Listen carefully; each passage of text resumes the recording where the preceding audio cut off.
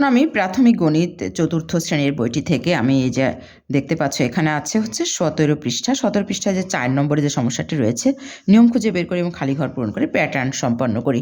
এই সমস্যাটির সমাধান তোমাদেরকে আমি এখন দেখাবো। প্রাথমিক গণিত 4 নম্বর আছে, নিয়ম খুঁজে বের করি এবং খালি ঘর পূরণ করে প্যাটার্ন সম্পন্ন করি। এখানে 1 নম্বরে যে প্যাটার্নটি আছে এটি কিন্তু সমাধানটার কিভাবে করতে হবে সেটি একটু টাস্ক দেওয়া আছে, অর্থাৎ আগের সংখ্যা গুণ 3 এটি লিখে দেওয়া আছে বইয়ে।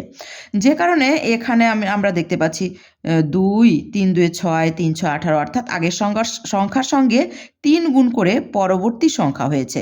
তাহলে এখানে দুইটি খালি ঘরে বসবে হচ্ছে 54 সঙ্গে যদি আমি 3 গুণ করি 162, 162 সঙ্গে 3 গুণ করে 486। অর্থাৎ নিয়মটা কিন্তু আমাদের এখানে বলে দেওয়া ছিল যে আগের সংখ্যা গুণ 3।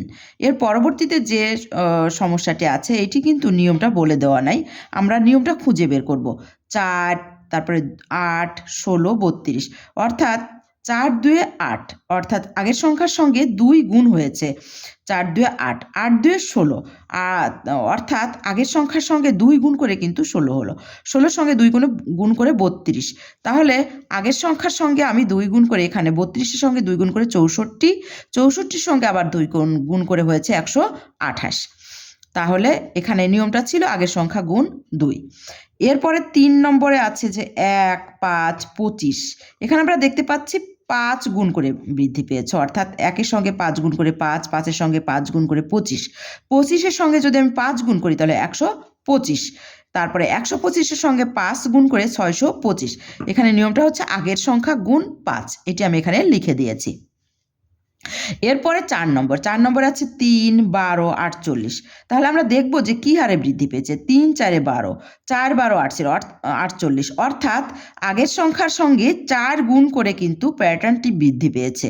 তার মানে এখানে আমি নিয়মটি লিখে দিয়েছি আগের সংখ্যা গুণ 4।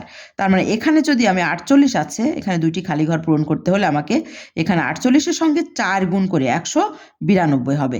আবার 192-এর সঙ্গে যদি আমি 4 গুণ করি 768 হবে। তাহলে নিয়মটা এখানে লিখে দেওয়া হয়েছে। এরপরে 5 নম্বরে আছে 1 10 100, এরপরে দুইটি খালি ঘর আছে। তাহলে এই দুইটি খালি ঘর আমরা কিভাবে পূরণ করব? এই দুইটি খালি ঘর তাহলে 10 10 করে কিন্তু বৃদ্ধি পেয়েছে যেহেতু, তাহলে 1-এর সঙ্গে 10 গুণ করে 10, 10-এর সঙ্গে 10 গুণ করে 100, 100-এর সঙ্গে 10 গুণ করে 1000, 1000-এর সঙ্গে যদি আমি 10 গুণ করি তাহলে কিন্তু 10,000। এখানে আমি নিয়মটা লিখে দিয়েছি আগের সংখ্যা গুণ 10। ভিডিওটি ভালো লাগলে ভিডিওটি লাইক কমেন্ট শেয়ার করে তোমরা পাশেই থাকো পরবর্তী ভিডিও পাওয়ার।